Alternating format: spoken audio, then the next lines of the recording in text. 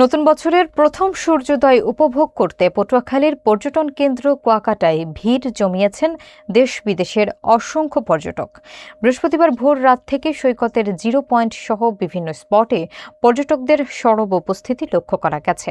তবে প্রকৃতির বৈরিতায় বছরের প্রথম সকালে পর্যটকদের প্রত্যাশা পূরণে কিছুটা বাধা হয়ে দাঁড়িয়েছে ঘন কুয়াশা। পলাশ হলদারের প্রতিবেদনে দেখুন বিস্তারিত।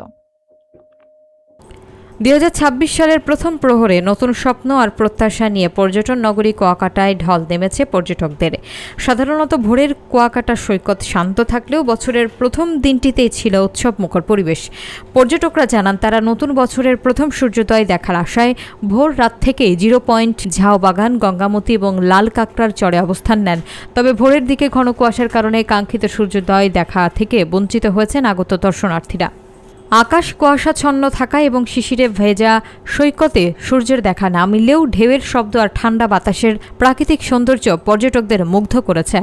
অনেকে জানান সূর্য দেখা না গেলেও কুয়াশার আবরণে ঢাকা সৈকত তাদের কাছে স্মরণীয় হয়ে থাকবে। এর আগে বুধবার বিকেলে পর্যটকরা লেম্বুর বন ও সুটকিপল্লী এলাকায় কোনো প্রতিবন্ধকতা ছাড়াই বছরের শেষ সূর্যাস্ত উপভোগ করেছিলেন। পর্যটন সংশ্লিষ্টরা জানিয়েছেন, সাবেক প্রধানমন্ত্রী বেগম খালেদা জিয়ার প্রয়াণের কারণে গত বছরের তুলনায় এবার পর্যটকের উপস্থিতি কিছুটা কম। এদিকে পর্যটকদের নিরাপত্তা নিশ্চিত করতে এবং যে কোনো ধরনের অপ্রীতিকর ঘটনা এড়াতে সৈকতের প্রতিটি পয়েন্টে ট্যুরিস্ট পুলিশ এবং আইনশৃঙ্খলা রক্ষাকারী বাহিনী কঠোর নজরদারি ও সতর্ক অবস্থানে রয়েছে বলে জানানো হয়েছে।